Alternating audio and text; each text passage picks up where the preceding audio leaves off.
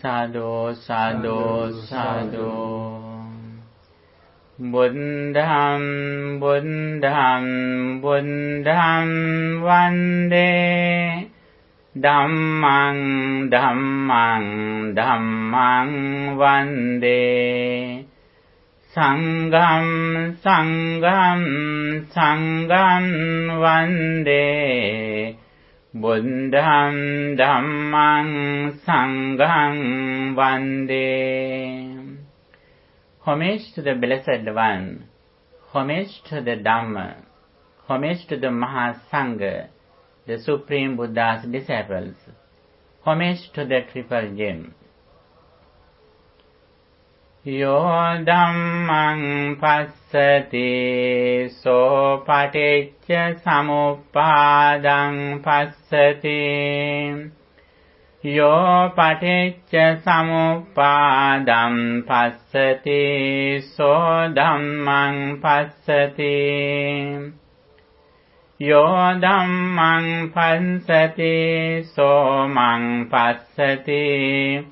Yo mang passati so dhammang passati. He who sees the dependent origination sees the Dhamma. He who sees the Dhamma sees the dependent origination. He who sees the Dhamma sees me. He who sees me sees the Dhamma. Sadhu, sadhu, sadhu. Dear friends in Dhamma, today we are going to discuss a very special topic in Buddhism. The very special topic. This is the unique in Buddhism, Paticcasamuppāda, the dependent origination. When we discuss Buddha's message, all Buddhist doctrines can be included into two pillars. One of them is practicing loving kindness. The other one is practicing wisdom. These are the two pillars that all Buddhist doctrines depend on. In short, Buddhism is that purifying our mind.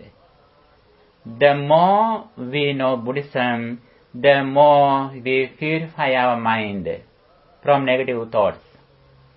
Here especially we should understand the negative thoughts or unwholesome mental states that disturb our peace of mind. What are the main unwholesome defilements in our mind that disturb our peace of mind? Greed, hatred, and delusion. These are the three defilements that we should defeat, that we should overcome. The more we are successful, the more we should practice this path. The more we are happy, the more we have overcome these negative thoughts from our mind. In this situation, on the path of liberation, Buddha advises us to practice loving kindness. Why is that? Anger is the main reason that we suffer. Anger is one of the main reasons that we are stressed and that we struggle with others. That is why Buddha has explained in Metta Sutta, he who wishes to achieve inner peace has to practice loving kindness. When we think, when we contemplate on that, may all beings be well, happy and peaceful again and again, as the result of practicing loving kindness. Our highest attitude is that when we meet a person, physically or mentally, we think that person like our only son or daughter. This is the highest attitude or result that we receive throughout practicing loving kindness. On the other side, when we have higher level of practicing loving kindness, we don't stop in loving kindness. We have karuna or compassion, mudita, sympathetic joy, and upekha, equanimity. These are the things that with the Mahabrahma lives. If we can practice these four things, the sublime states, it means we are like a Brahma mentally. Even though we are physically in the human realm, mentally we are like in the Brahma realm. Practicing loving kindness is one of the main teachings that Buddhism has explained. On the other side, practicing wisdom. Wisdom can be divided into two. When we listen to Dhamma, in one side, the knowledge of karmic law gradually increases. The first part of wisdom is the understanding of the karmic law, action and reaction. Whatever we do with intention, physically, verbally or mentally, we will have the same results. When our mind is polluted, results are negative. When our mind is pure, the results are fruitful. This is the very first understanding in wisdom. Actually, before Buddha appeared in the world, there were some people who had realized the nature of karmic law. Karmic law is not a very special topic in Buddhism. But there is another topic in Buddhism, the second part of wisdom, that the dependent origination, Paticcasamuppāda. Paticcasamuppāda is the very special thing in Buddhism. That is why we say Paticcasamuppāda, or the dependent origination, the law of cause and effect, is the heart of Buddhism. This is the essence of Buddhism. And Buddha says, beings are going from birth to birth because of misunderstanding of the samsaric circle. If we can understand the dependent origination, it means we know how suffering arises and how suffering ceases. That is why Buddha says, Yo paticcasamuppādam passati, so dhammam passati. Yo dhammam passati, so paticcasamuppādam passati. He who sees the dependent origination sees the Dhamma. He who sees the Dhamma sees the dependent origination. In another way, Buddha says, Yo dhammam passati, so mam passati. He who sees the Dhamma sees me, or the Buddha. He who sees me, or the Buddha, sees the Dhamma. Then we can understanding of dependent origination, Dhamma and Buddha are interrelated. Understanding of the understanding of the dependent origination is the way to realize, understand who Buddha is. Here, it is very important to understand the process of Paticcasamuppāda. Paticcasamuppāda means how we go around the samsaric circle and how we overcome this samsaric circle. In one side, Buddha says, what is the reason that we are going around the samsaric circle? On the other side, Buddha explains what we should do to overcome the samsaric circle. First of all, we should understand the theory of Paticcasamuppāda. Page number 3.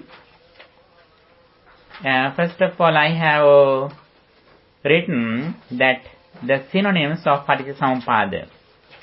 Ariya Nyaya, Paticcasamuppāda, Hetupala Dhamma, Idapaccata.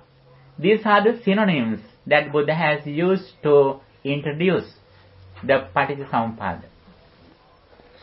And Ariya Nyaya means the theory of the Buddha. Paticcasamuppāda means the dependent origination. Hetupacca Dhamma, the law of cause and effect. Idapaccata, the process of cause and effect. These are the synonyms that Buddha has explained.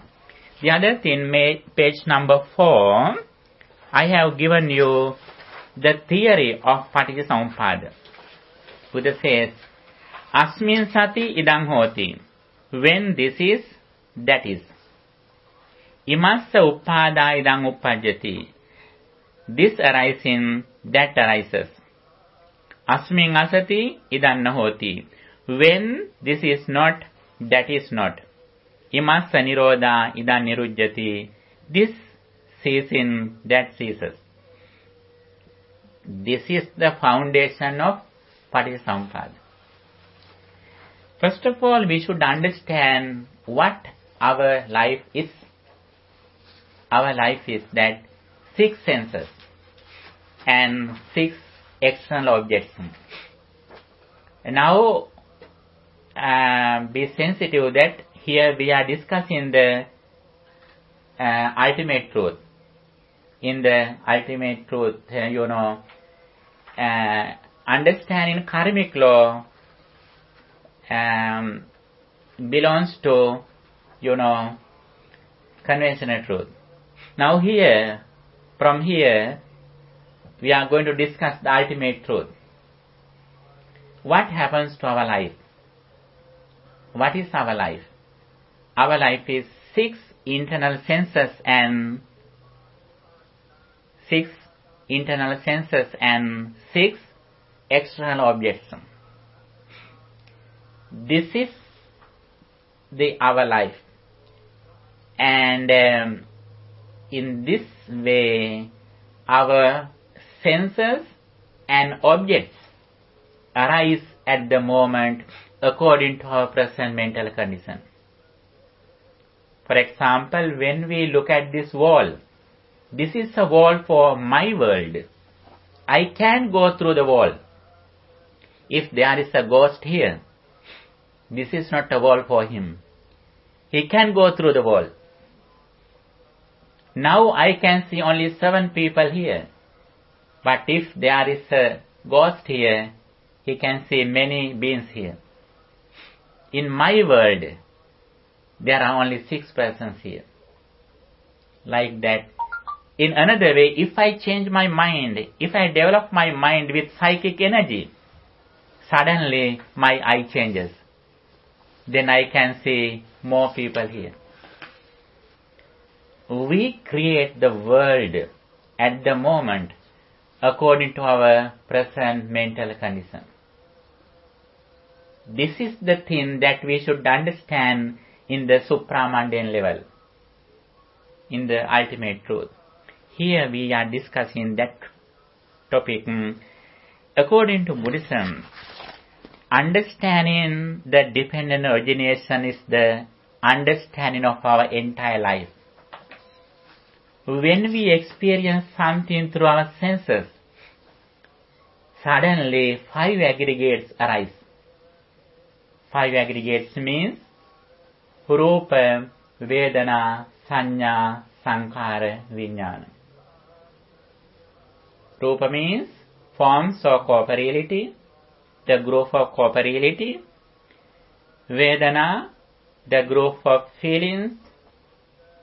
Sanya, the group of perception. Vijnana, the group of consciousness. Sankhara, the group of mental formations. These 5 aggregates arise at the moment immediately when we experience something through our 6 senses. At once only one sense arises. When one sense arises, the other 5 are dead. But our senses are very fast. Therefore, we think that all work together. But at once, only one sense acts. This is the nature of our mind. However, whatever we experience through our sense, then immediately 5 aggregates arise together. 5 aggregates cannot be divided. 5 aggregates arise together and cease together. As the result of our previous actions, karma vipaka, first 5 aggregates arise. That first experience are neutral. They are not good or bad, happy or unhappy. The very first experience are neutral. When you say very first, are you talking about an infant? Not infant. No. Not infant. Very first experience means at the moment when we... At this moment. Yes, this moment. First, we have our experience is very instant. Then suddenly the first experience ceases. Then we think according to what we experience. First experience cannot be realized. But the second experience, according to our previous experiences, comparing our previous experiences, we think, this is a person, this is a lady, this is a man, this is a bell. When we recognize this is a bell, actually the first experience has ceased.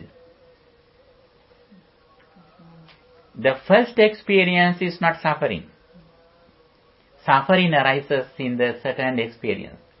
If we look at something with ignorance, then suddenly our mind is fixed in outside. If we think there is something outside, it means automatically attachment arises. Then the reason is that ignorance. Ignorance means when we experience something, we think there is something outside. Suddenly our mind is fixed in outside material things or persons. Not only we see or hear, but when we think something, when you remember your son, when you remember your car, suddenly your life is there. You are unable to understand, now you are reading your own mind. When you think your son, you don't think your present son. You are thinking your past experience. You are reading your own mind. But we are ignorant. When you think your fridge, which is in your kitchen, when you think your fridge, you are thinking a fridge with lights. But now light is off. But still you are thinking your previous experience. According to Buddhism, the memory is not the fault. What is the fault? When we think something, we don't know that now I am reading my own mind. When you remember someone who has passed away, who has helped you a lot, suddenly you are crying. Why is that? You are remembering that incident which happened in the past. Not only that, you are thinking still they are happening. You are crying not because they dead. You are crying because still you are thinking they are living. That is why you are crying. In your world, still they are living. That is why you are crying. In our ignorant world, still they are living. In the dream, at night, they come to play in your life. They are not dead when you dream at night in the sleeping. And however, it's another thing that I explained to combine this topic. Here, there are 12 parts in Paticcasamuppāda. It doesn't mean that only 12 parts. In various audiences, Buddha has explained this path in various ways. Sometimes Buddha has explained this topic only 2 things. this and that. When this is, then this is. Only with using two parts, Buddha has explained this theory. Sometimes Buddha has given only 7 or 8 parts. Sometimes here there are 12 parts. Sometimes Buddha has given 24 parts, which relates to Paticcasamuppāda. However, we should understand the thing that happens to our life. When we experience something, suddenly the first experience ceases. Then in second, suddenly we think there is a person here. For example, always we are living in the past experience, but we are looking at in front. For example, when you go on the way, you are looking at front, but your feet are here. When you are going somewhere in the darkness, you are focusing your light front, but your legs are here. When you eat something, looking at foods which are in the plate, you are eating something here. When you taste something, you are thinking that I am tasting with that is in the plate. But you are eating another thing. In the plate there is another thing. When you drive, the wheels are here. You are looking at front. You never look at your wheels. You always look at in front. Like that, always we are looking in future and we are living in the past. That is the nature of our life. At the same way, when you look at me, where you are in has already ceased. Why is that? Your first experience that you saw me has ceased when you recognize me. But we can't understand these things because our mind is very fast. According to Buddha's message, with confidence in what Buddha taught, we should be confident in this message. In first, then little by little we go forward, we can understand with our experience. In first, we should be confident in what the Buddha taught. That is why we should have saddha or confidence. First of all, we can't believe it. Because for a long time we have been thinking in another way. We have been thinking in ignorance. That is why we are suffering. When you are crying, thinking your relative who is dead, actually you are ignorant. That is why you are crying. You are still thinking in the past experience which already has ceased. But in your mind, still they are happening. This is the thinking, this is the way why we think, that we think. That is why still we are suffering. If we want to overcome suffering, we should change our attitude, our thinking pattern in the correct way. This is the thing that Buddha has explained how we think if we need to overcome suffering. First of all, Buddha says how suffering arises. Buddha says, avidya paccaya sankhara. It means this is not the first experience. Very first experience that we receive throughout seeing something, hearing something, smelling something, tasting something, the first experience immediately ceases. Then here it explains that what we think later in the second time. In the second time we are thinking with ignorance. Avidya paccaya sankhara. When you look at me, when you recognize me, you compare your experiences with your previous things. Then you think that this one is like this, you are comparing, you are creating your mental formations in the second time. The thing is that you think there is someone outside.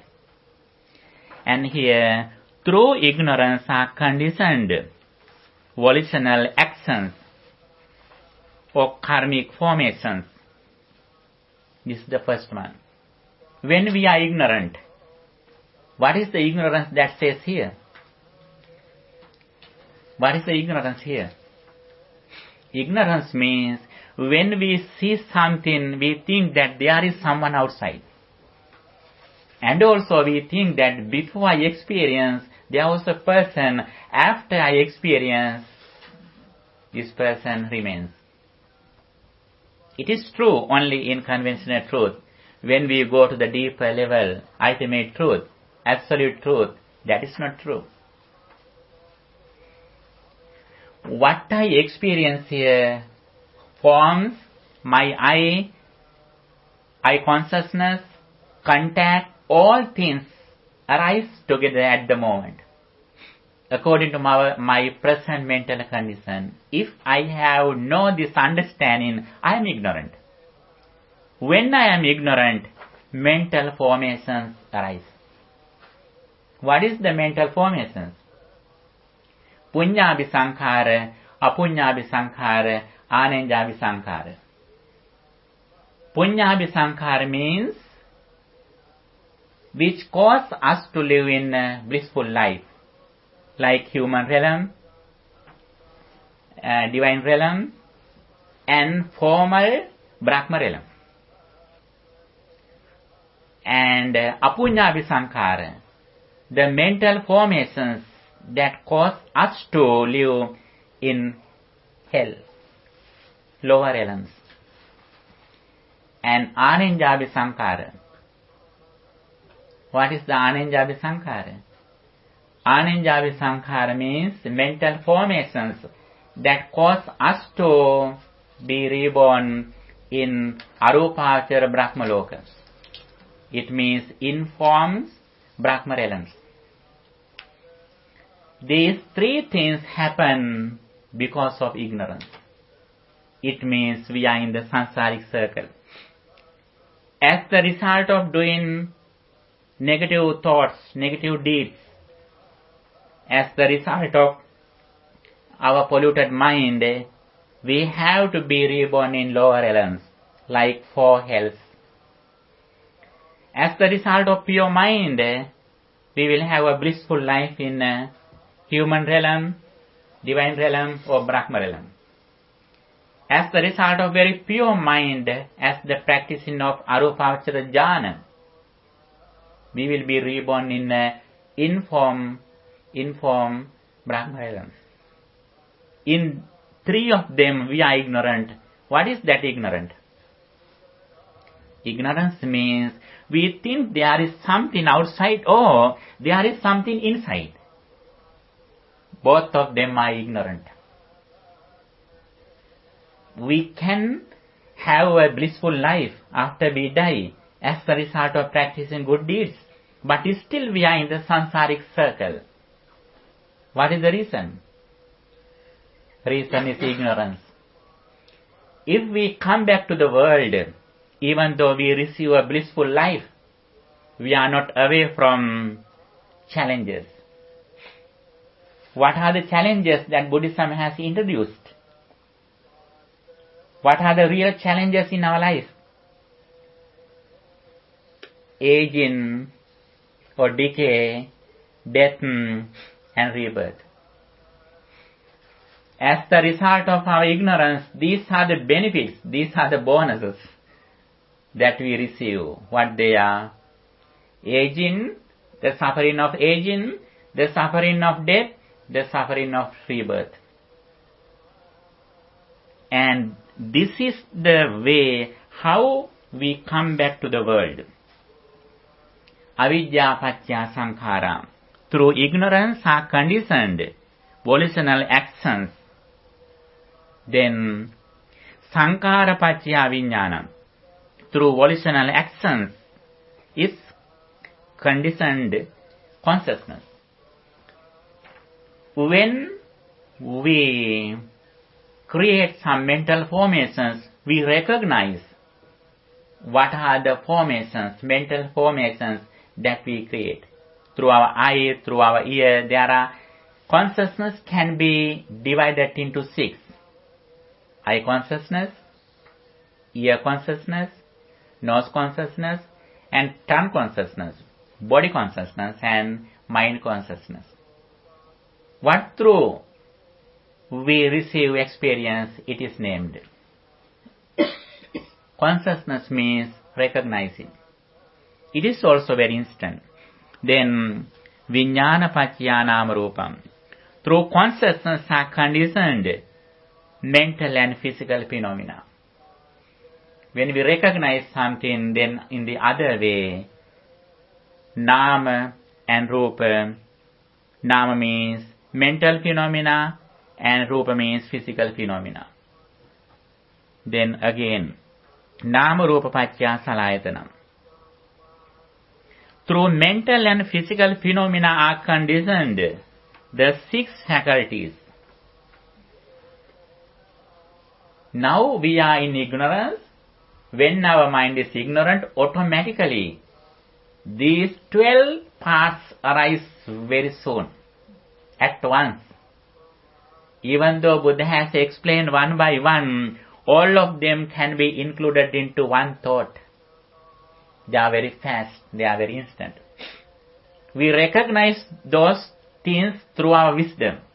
In the physical world, we can classify them.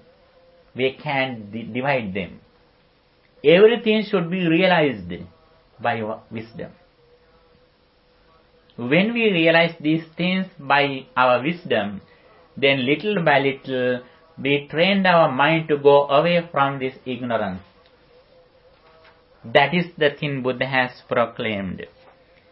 Nama rupa paccaya salayatanam. Through mental and physical phenomena are conditioned the 6 faculties, sense, organs, and mind. It means, according to what we thought, we create our senses. It is not the first sense, the second one. First, scene is in neutral. Then the second one I create according to my mental condition. Now I recognize you are a lady, you are a good person, you are generous. Then everything I create in my opinion. But the outside thing is not like that. I think that you are generous. Another person may think that you are very greedy. According to my point of view, you are generous. You are kind. According to another person's point of view, you are greedy. Your mind is angry. According to my world, you are generous, you are kind. Because I create my senses at the moment. Automatically I create according to my present mental condition. For example, if someone is coming here who has helped me a lot and who has disturbed you a lot, when I look at that person, my senses are pleasant. Your senses are unpleasant. But the shadow, the scene is neutral. The scene is neutral, but according to our own experiences, we create our senses at the moment. When you think that person, that he has disturbed you, then you are angry. Suddenly you think that one day he has helped you. Then your mind changes immediately. Then now you are so present. In another way, sometimes you think that, no, that is another person, not the particular person. Then you are neutral. According to our present condition, mental condition, we create our senses at the moment. It is not permanent. These senses are impermanent. What is the meaning of impermanence? Impermanence means we create those senses at the moment. That present experience didn't come to the present from the past. That present experience will not go to future from the present. But past experience influences the present thought. Present thought influences the future one. But nothing comes to present from the past. Nothing will go to future from the present.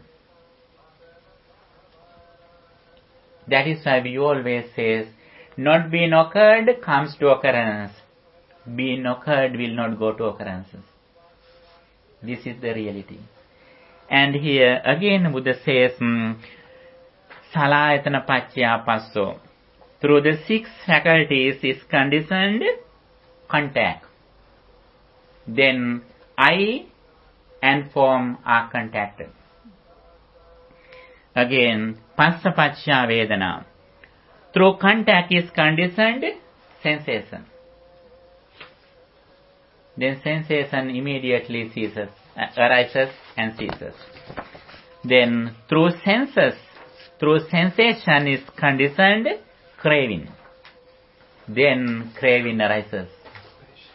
Craving arises.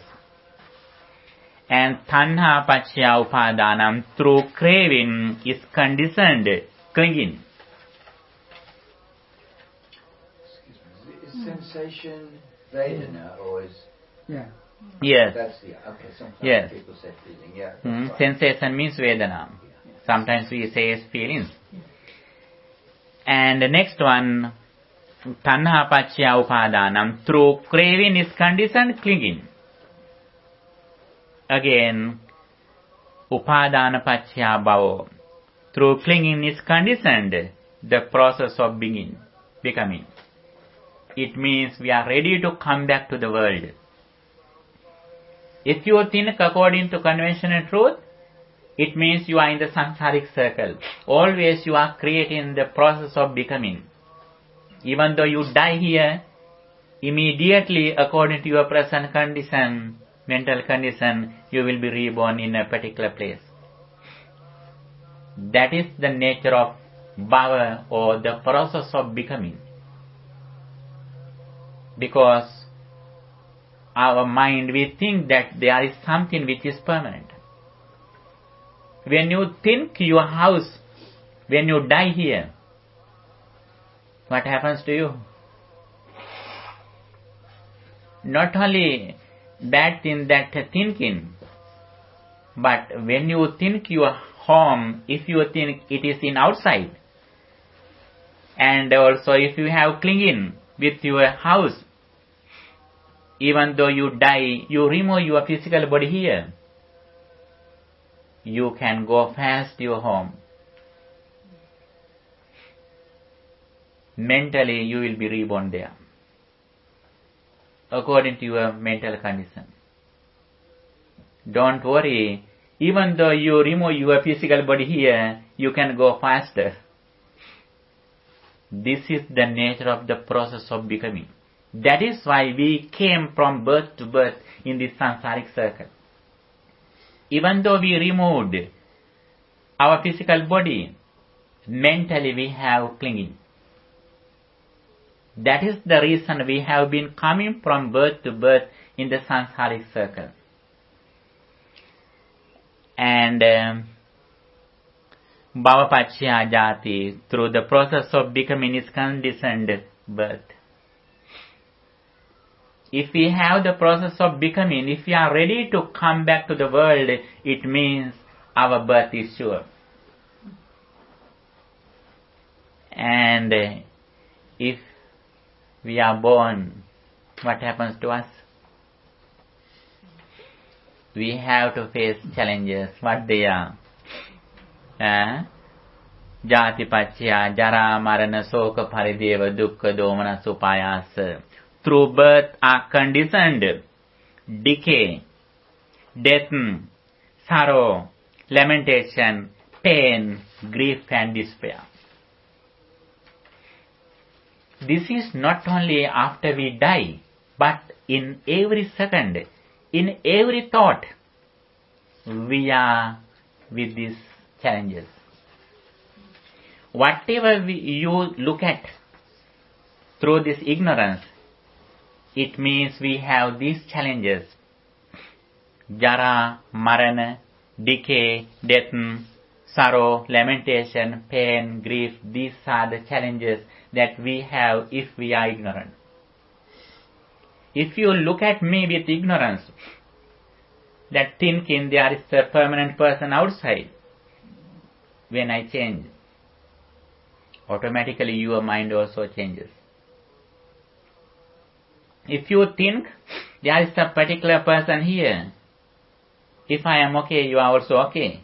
If I blame you, what happens to you? Then you are suffering. If you have attachment with me, if I die, what happens to you? You are sad, you are crying. The reason is that you are thinking there is a particular person outside. It doesn't mean that Buddhism says there is not person outside. Buddhism doesn't go to extremes. Paticcasamuppāda is explained without going extremes. What are the extremes? If we think there is something, that is an extreme. If we think there isn't something, that is also an extreme. Paticcasamuppāda is explained without going to extremes. Here, there is a person with 4 fundamental elements. Solid, liquid, heat, and motion elements. There is a person outside. But that person is created in the present moment according to your present condition. When you look at me, there is a person. Then suddenly your mind changes. When you look at this paper, your world is the paper.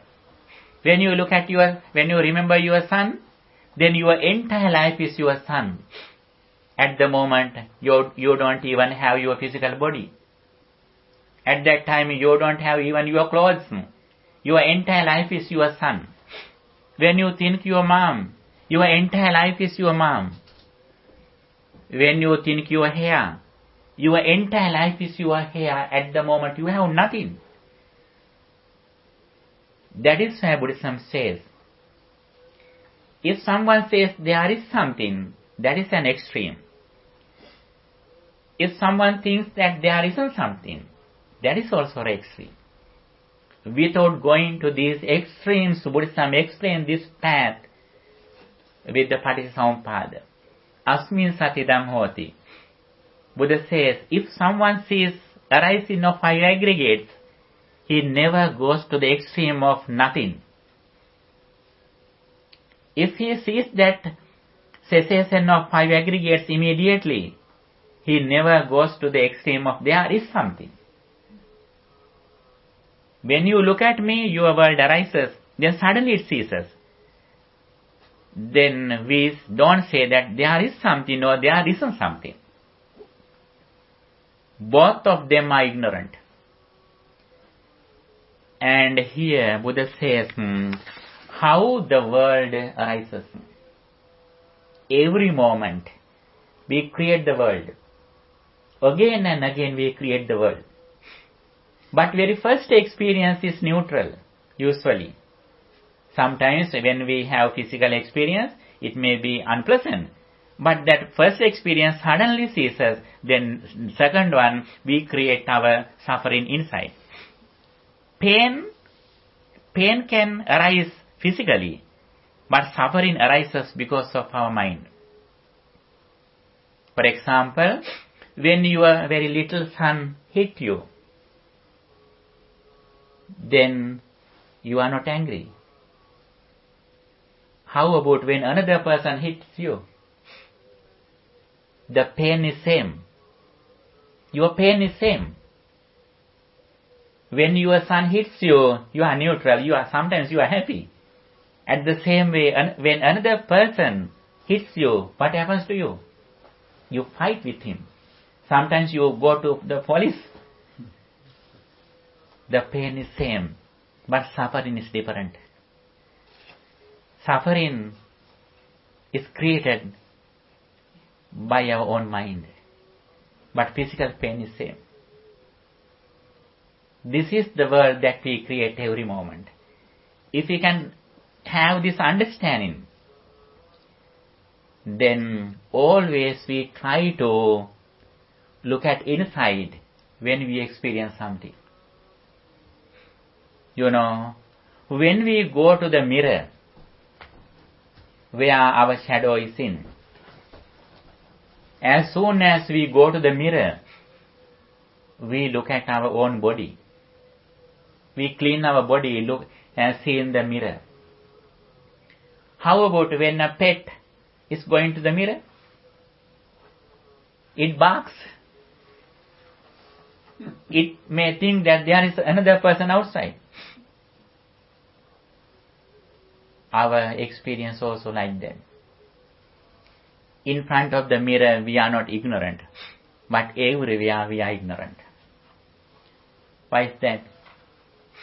The first experience ceases, then the second experience we catch with our ignorance. That is the reason of suffering. Memory is not the reason of suffering. We can remember anything which happened in the past. Remembering, memory is not a fault. Memory is not the fault. When we practice mindfulness, our memory gradually increases. Some Arahants could say there are 500 great eons which happened in the past. Memory is not the fault. What is the fault? Fault is that when we remember something, if we think there is something outside, there is someone outside, which is still happening, that is the cause of suffering, that is the fault. As soon as we remember something, if you are mindful that I am reading my own mind about what happened in the past, then suddenly we look at inside, like when you go to the mirror, you look at your own body. We never touch the shadow of the mirror like that. When we experience something, we suddenly look at inside. When you remember your mom who is passed away, then suddenly you look at inside. Now I am reading my mind. Then you can cry. You can cry. Even though you want to cry, you can cry. Because we are mindful that I am reading my mind. If you think, because of your ignorance, that as soon as you remember your mom, if your mind goes to the past experience, as it is still happening, even though you don't need to cry, automatically tears falling down. Why is that? Because of your ignorance, you are living the past experience, thinking that still it is happening. That is the nature of ignorance. That is the reason of suffering. That is the thing that we have to overcome. This is the process that Buddha has proclaimed why suffering arises. When we have this understanding, we know how suffering arises. If we need to overcome this suffering, we have to overcome this misunderstanding. If we want to overcome suffering, this is the thing that we have to overcome. We should overcome, we should reduce ignorance. And Buddha has explained how we should think that suffering doesn't arise. Then page number 4, Buddha says, Avijjāyatve vāsesa viraga nirodha sankhara nirodho. With the fading away and cessation of ignorance comes cessation of volitional formations. If we are not ignorant, then mental formations which consist with ignorance don't arise. Because in the first experience that happened, we know very well. Then we are not ignorant in the second experience. When we recognize something, we know very well, I recognize this person not through my eye, but through my mind or mental consciousness, mind consciousness. Like that, when we go front, looking at front, we are here. Like that. Looking at you, I am living in the past experience, which has already ceased. When I recognize you, actually my first experience has ceased. I recognize you with my previous experiences. This is Mr. Ramesh. He is a very generous person. Everything is in my mind, not in your body. In this side, there are only 4 fundamental elements. Earth element, water elements, fire elements, wind elements.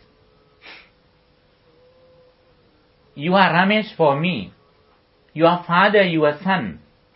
But when a lion or tiger comes here, are you a father? Are you a Ramesh? No, you are a diet. You are a diet for lion and tiger for dinner. You are Ramesh for me. You are dad, your son. You are husband, your wife. You are son, your father or mother. You are a grandson, your grandparents. But in outside there are only 4 fundamental elements. We create persons. We create relatives through our mind, not through our eye. Through our eye, we recognize only the shadow. It is a very primary experience. That primary experience immediately ceases. When we recognize the first experience has already ceased. Here, Buddha has explained how we think our experience through our wisdom. If we are not ignorant, then automatically, volitional formations with ignorance cease. And sankhara paccaya, sankhara nirodha, vijnana nirodho. With the cessation of volitional formations comes cessation of consciousness. And vijnana nirodha, nama rupa nirodho. With the cessation of consciousness comes cessation of mentality and corporeality. With the cessation of mind and matter comes cessation of 6 senses. Nama rupa nirodha, salayatana nirodho. When mental formations or nama rupa don't arise with ignorance, then we don't create senses with ignorance. It means we are skillful in senses. Buddhism has appreciated the skillfulness in senses. That is the highest skill that we should develop in our mind, in our life. What is that? The skillfulness is senses. What is that? We are mindful that my eye arises at the moment. Forms arise at the moment. Now we think, before I see something, we think that they were here before I experience. Even though my experience ceases, still they remain here. I think. That is not my mindfulness, my skillfulness. What is my skillfulness in senses? I know very well, immediately at the moment the experience arises and my eye arises at the moment. immediately they cease when conditions separate. But our ignorance doesn't believe it. Our ignorance says that still they are happening. Even though my experience ceases, even though I don't experience them, still they are happening there, still they are there. That is the thing my ignorance says. My ignorance is that the reason of suffering. Ignorance is the worst enemy in our life. Buddhism says there are 3 unwholesome roots: greed, anger and delusion. Among them, delusion or ignorance is the worst one. If we can overcome ignorance or delusion, automatically greed and anger cease. It is like the main switch or trip switch at home.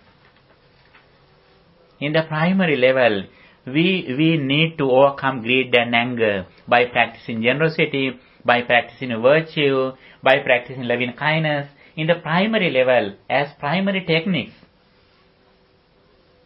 we try to overcome attachment and anger in the primary level.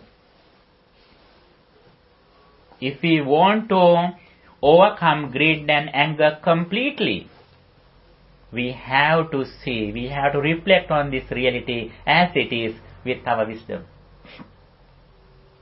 Reflecting on impermanence, arising and ceasing these experiences at the moment. If we know very well, my I arises at the moment, this form also arises at the moment, I have nothing to attach. Why is that? I know very well, immediately it ceases. When I contact you, I meet Mr. Ramesh. When conditions cease, automatically the experience ceases. If this is the nature, how I attach you, how I hate you, why I hate you. If I hate you, actually I don't hate you, I hate my own mind. If I attach you, actually I don't attach you, I attach my own mind, my ignorance. With this understanding, we recognize automatically our defilements fall down. We are neutral with this understanding. Here, I tried to explain you the skillfulness in senses. That is the highest skill, proficiency that Buddha has explained that we should create, we should develop if we are clever, if we are wise. This is the place where we should show our skillfulness.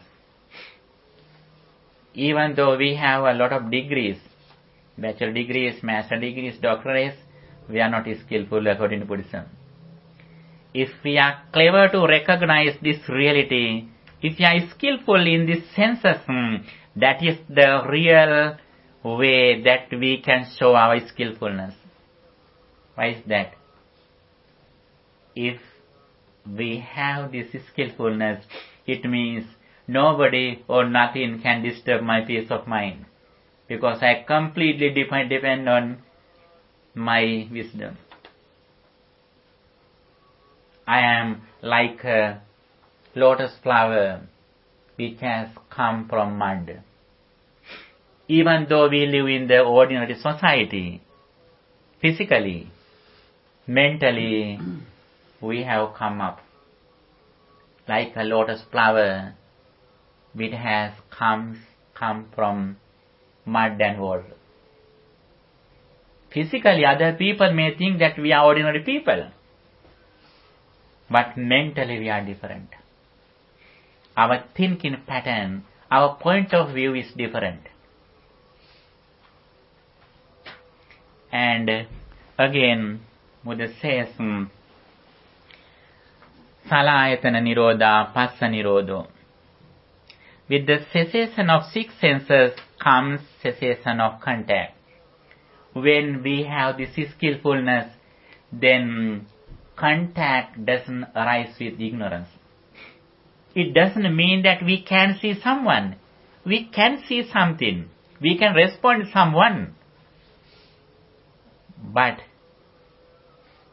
we respond without ignorance.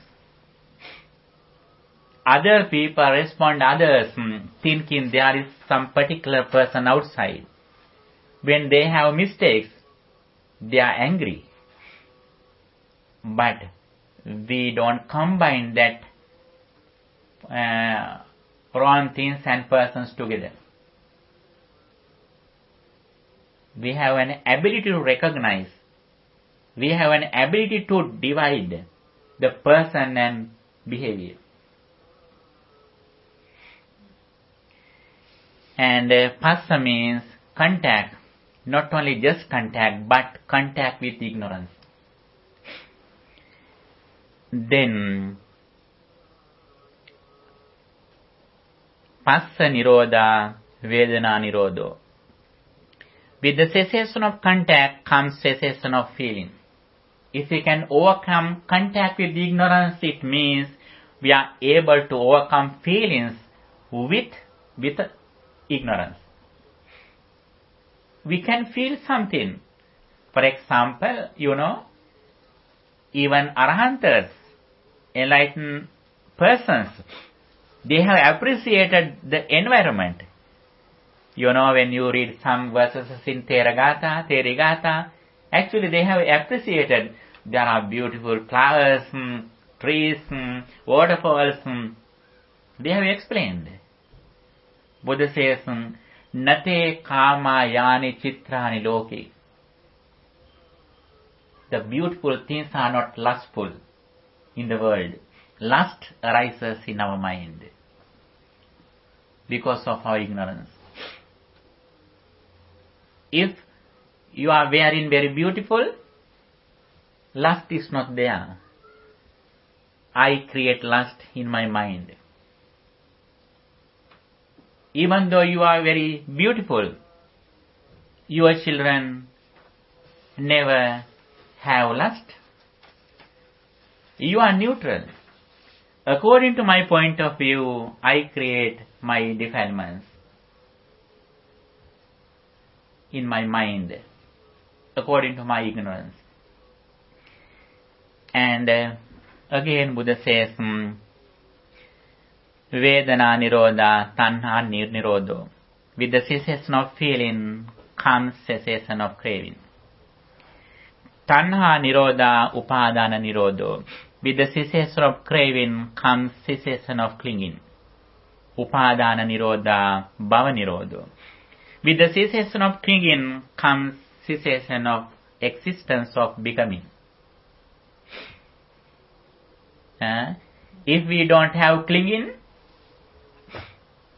as soon as you remember something, if you have no clinging, it means you are not ready to come back to the world. When you experience something, if you are mindful that immediately that experience ceases, even though you think your house or children, you don't touch them with ignorance. You have overcome suffering. You have overcome the samsaric circle. It means you are not ready to come back to the world. You are not be reborn. If you are not reborn, it means you have overcome all challenges that Jatipachya, Jara, Marana, Soka, Parideva, decay, death, sorrow, lamentation, grief, despair, everything we have overcome. Our journey or the cessation of the circle of samsara depends on our attitude, our point of view, according to our ignorance or wisdom. If we think something with ignorance, it means we are in the samsaric circle. If you think something with wisdom, it means we are away from circle. This is the first thing we should have. This is only the first understanding. This means Sutame Jnana, the knowledge of listening. Not the destination. Don't misunderstand. This is only the knowledge of listening. Then you have to develop Chintame Jnana, the knowledge of thinking again and again, reflecting on it again and again. Next, Bhavanamaya Panya, the knowledge of meditation. 3 of them should be practiced. When I say some address, never you have been. After I see an address, if you look at around, where is that place? You can find. I explain only the map. Then you have to start your journey. How do we start our journey? We should practice the path. What is the path? 3 disciplines. Sila, Samadhi, Panya, virtue, concentration and wisdom. Practicing virtue, practicing concentration, practicing insight meditation. Little by little we are reaching the destination, liberation. The more you practice this path, the more you reach the destination. Especially Buddha says, Janato aham bhikkhave passato asvanam kayam vadami no ajanato no apassato. I proclaim the liberation, the cessation of suffering for those who know the path, who see the path. Knowledge is first. Knowledge is very important. Vision and mission, both are important. Vision without mission is useless. Mission without vision is blind. Vision without mission is useless. Mission without vision is blind. If you want to practice effort, courage, dedication, first of all we should understand how suffering arises, how suffering ceases. If we experience something through our senses with ignorance, it means our mind is fixed in outside things or persons. It means we are touching suffering, decay, death, sickness, everything are with us. If we experience something through our senses with wisdom, reflecting on arising and ceasing at the moment, it means we are away from the circle. Buddha says, he who lives in mindfulness lives with me. Living in mindfulness is like living in the field of the Buddha. Mindfulness is the field which is the real protection that we can go away from suffering. Mindfulness is the field that we should live in. After this understanding, as much as we can, we should practice mindfulness. That is why Buddha says, mindfulness is the only way for the purification of beings. Mindfulness is the only way for the realization of Nibbana. Mindfulness is the only way for getting rid of suffering. What is the mindfulness? Mindfulness means awareness of our body and mind. We should be aware of our body and mind. What happens to my body? What happens to my mind? Always we should be sensitive with our senses and external objects. We should be aware of that everything arising and ceasing every moment. As much as we contemplate on this reality, our mind gradually comes inside. Finally, our mind depends on wisdom. What is the wisdom? What is the insight meditation? What is the vipassana bhavana? Vipassana bhavana means reflecting on impermanence. Every moment our senses arising and ceasing. Then we don't go to the second experience with ignorance. We stop in the five aggregates. We don't go to the clinging of five aggregates. Now we are living in clinging five aggregates. Pancha Upadanaskandha. We should overcome the five clinging aggregates. For that, we have to practice mindfulness again and again as much as we can. Paticcasamuppāda points out us how suffering arises, how suffering ceases. Whenever we experience through our senses with ignorance, we are in suffering. Even though now we are neutral, anytime suffering can come to us. Now, when you look at me, you are neutral. But how about if I blame you with harsh words? Suddenly suffering arises. Why is that? You think there is a person outside who blames me. But here there is only four fundamental elements and mind. My experience arises at the moment. Even though this is a permanent person, your experience is impermanent. Why is that? When you experience at the moment, the experience arises, suddenly it ceases, then another experience comes to your mind. You can't catch something as permanent. That is why we can overcome suffering. If these things are permanent, we are unable to overcome suffering. If suffering arises from outside, we are unable to overcome suffering anyway. We can overcome suffering because suffering doesn't arise outside. Suffering that we have arises in our mind. We create it according to our ignorance. That is why we can overcome it with our wisdom. For that, in one side, we should have good virtue, discipline in our speech and behavior.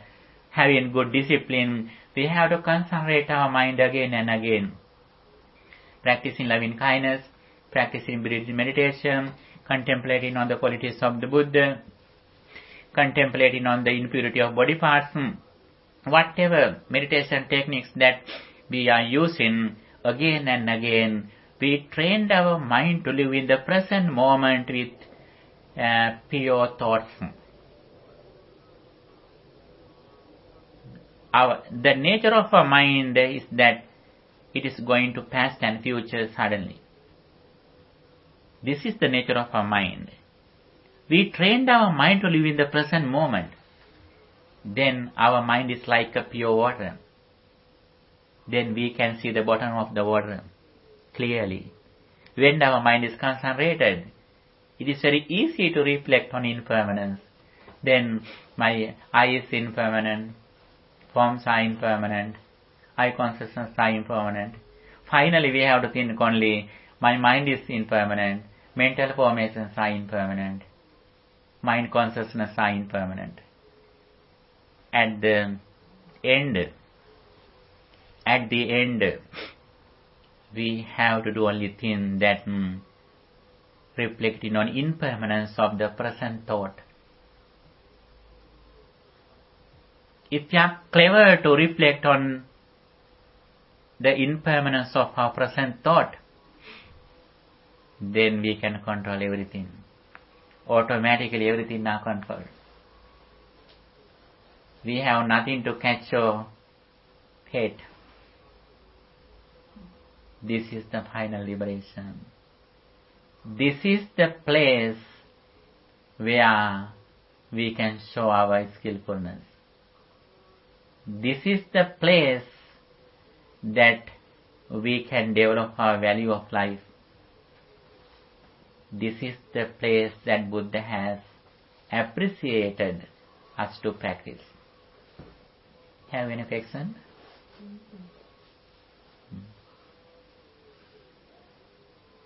We discussed how suffering arises, how samsaric circle arises because of ignorance, how we can overcome samsaric circle by practicing wisdom.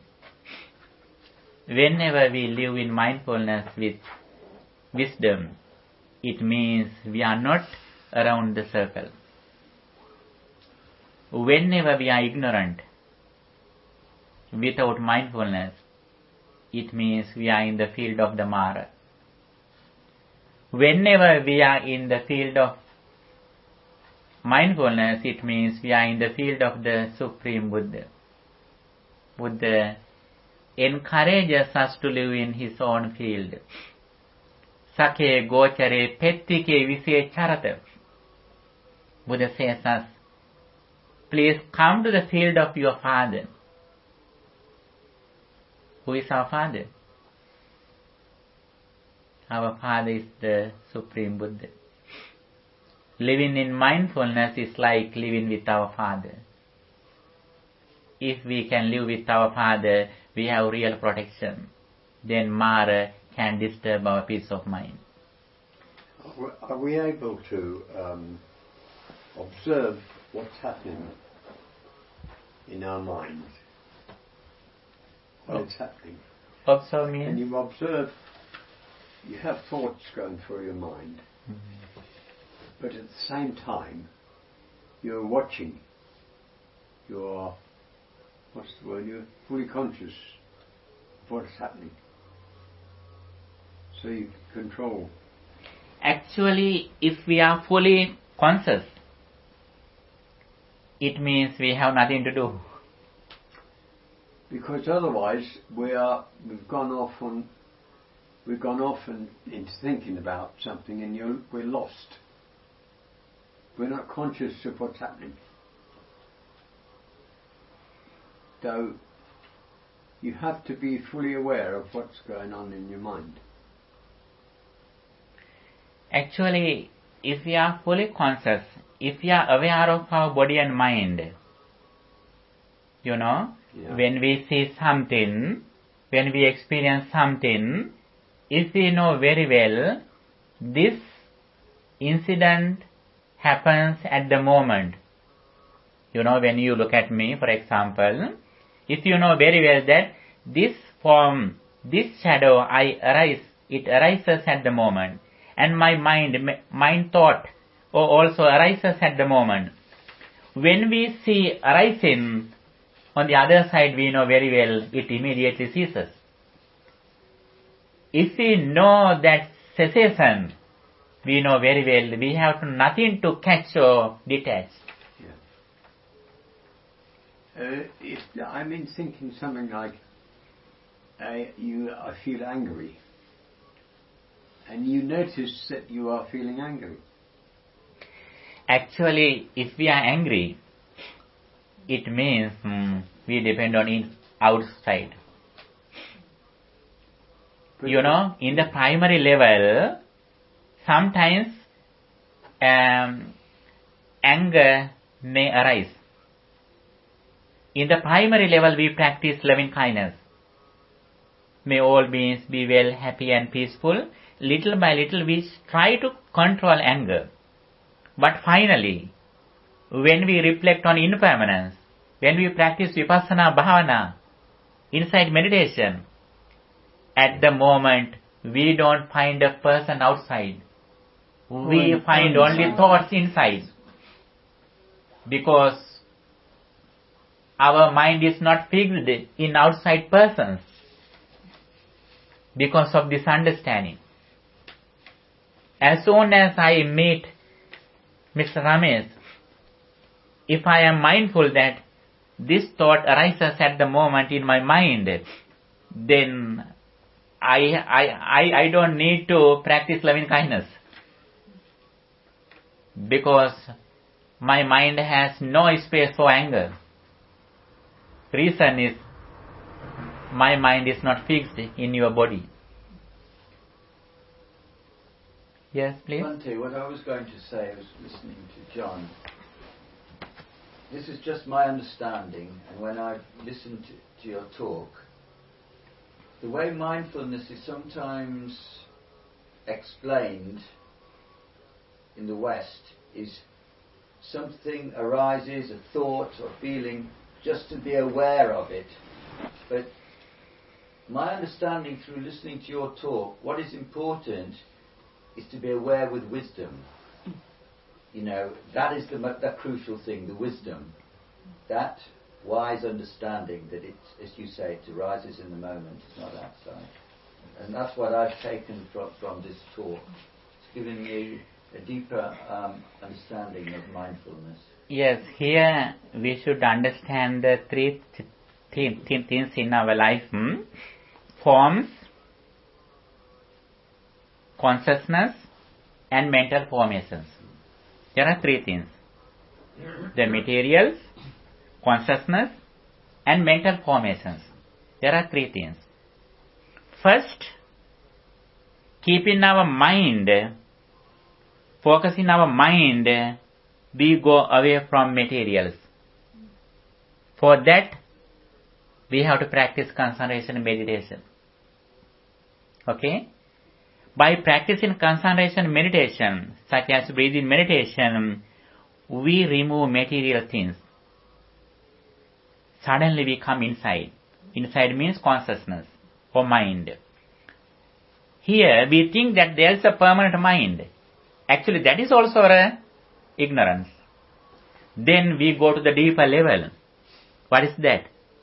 We go to the mental formations. Mental formations means wisdom. Wisdom means reflecting on impermanence. And focusing our mind on wisdom, we remove our consciousness too that we have taken as permanent. Finally, we are living only in wisdom, arising and ceasing. At the moment, we don't depend on even our consciousness. So what you have to remember then is to become aware of something, to become aware of the thought that's going through your mind, but not to get involved in it, not to receive it, obey it, just observe it.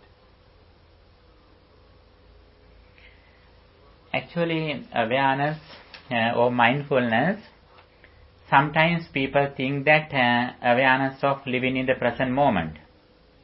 You know, usually Western society or European people, they think that living in the present moment is a mindfulness.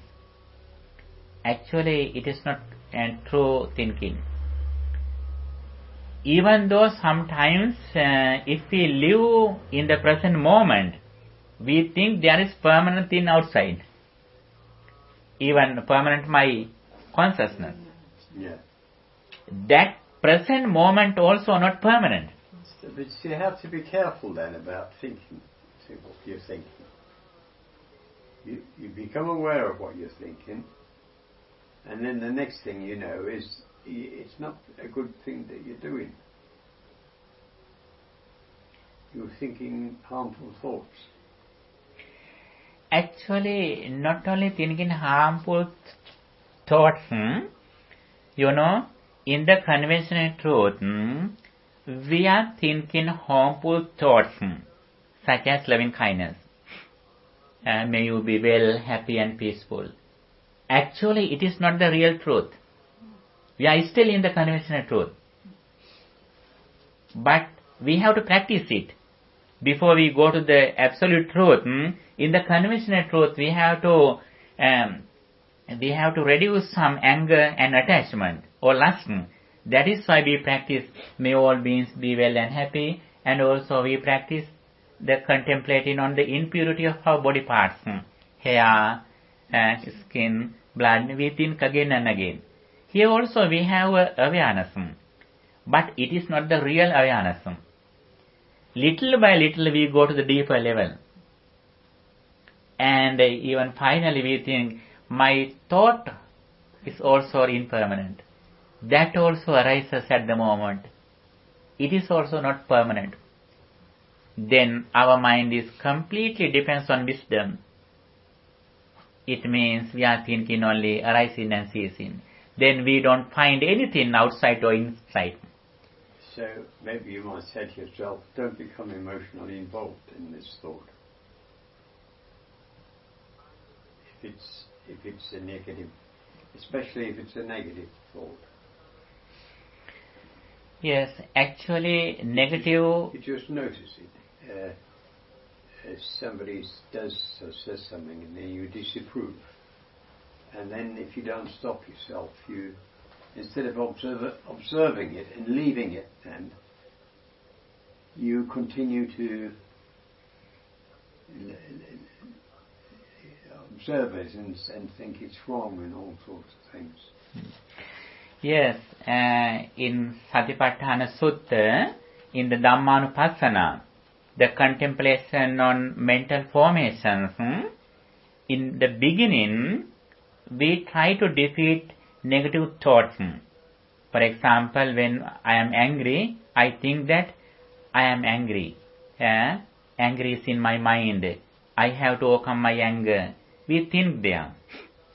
And although we should think it, it doesn't go away. We should live in, Vipassana Bhavana. For example, if this hall is dark,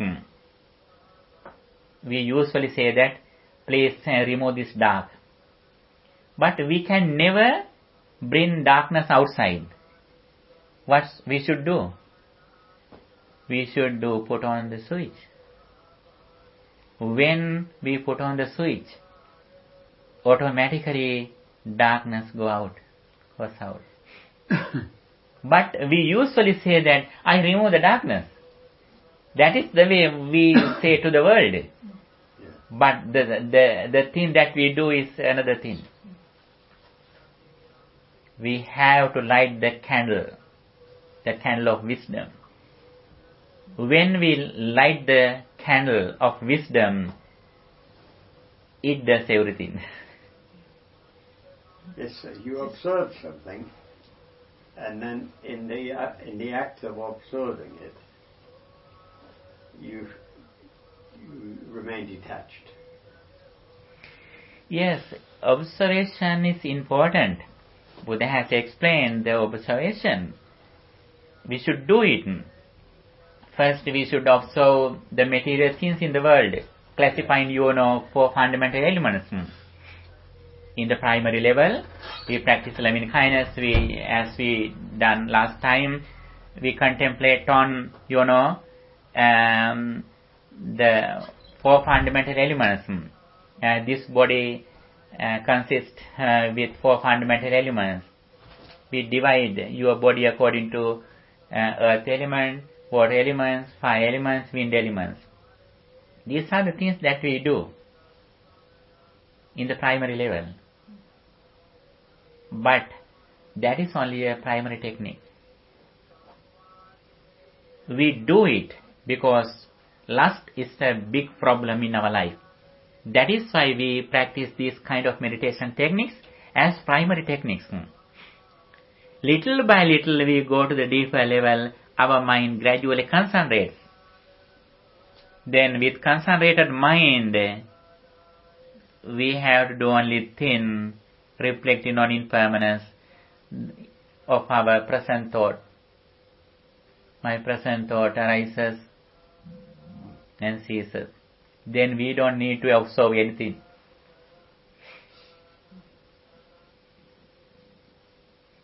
Everything can be included into this path. Okay? So in other words, it's not just not observing, it's also understanding the nature. examining the nature, seeing the arising and ceasing. Observation also, in Chittanupassana, mindfulness can be included into four. In the great discourse of mindfulness, Buddha has explained fourfold mindfulness. The contemplation of body, the contemplation of feelings, the contemplation of consciousness. There, we observe something. When I am angry, I know now I am angry. When my mind is lustful, now I know my mind is lustful. When my mind is neutral, now I know my mind is neutral. There, Buddha says observation. And the act of observing, of noticing something, generally speaking, that will solve any problem with it, connected with it. If you find you're getting angry, you notice that, and then the anger stops. Actually, when we observe our consciousness, not only within the present consciousness, but we understand how that present thought arises. We observe the reasons of arising of consciousness. Then, when we see the arising of thoughts, when we observe the thoughts, then we know very well, even though it arises, it is impermanent. Suddenly it ceases. Then we have nothing to catch. We have nothing to catch. If it ceases immediately, what I am like, why I am greedy. Yes. And you are practicing mindfulness at that moment. Yes. We are living in mindfulness. Yes. Mindfulness is the field wherein we should be. All other doctrines can be included into mindfulness. Mindfulness is a very vast field in Buddhism. All doctrines, fourfold mindfulness and, eightfold path, 7 enlightenment factors, 5 spiritual faculties, everything can be included into the field of mindfulness. It is a very vast field in Buddhism. Buddha says, all animals' feet can be included the feet of elephant in the jungle. Like that, all doctrines that Buddha has explained can be included into fourfold mindfulness. Okay? Thank you very much. Okay. Yes, by listening to Dhamma and by discussing Dhamma, we acquired a lot of positive thoughts. By the power of this spiritual energy, may guardian deities and angels also receive these merits, and may they enhance their divine energy. May they keep their eye on you too. With that intention, let's share these merits with guardian deities and angels to recite in the Gatha. Akasatta ca bhummatta deva naga mahiddhika punyantang anumoditva chirang rakkantu sasanam. Akasatta ca bhummatta deva naga mahiddhika punyantang anumoditva chirang rakkantu desanam. Akasatta ca bhummatta deva naga mahiddhika punyantang anumoditva chirang rakkantu tvang sada. By the power of this spirituality, let's bless the people who have faced some difficulties and sicknesses in Sri Lanka because of victims, and with that intention we bless upon them. By the power of these meritorious deeds, may they recover soon, may they have a better life. With that intention, let's say sadhu, sadhu, sadhu. By the power of this spiritual energy, may they who passed away receive these merits, and may they have a blissful life. With that intention, let's say sadhu, sadhu, sadhu. by the power of all these meritorious deeds that you acquired here, may you be well, happy and peaceful. May your righteous wishes meet with success. Finally, may all of us attain final bliss of liberation, the everlasting happiness, Nibbana. Sadhu, sadhu, sadhu. Dukkham pantāca niddukkha, bhayam pantāca nidbhaya, sokam pantāca nissokā, hontu sambe pipānino. Sadhu, sadhu, sadhu.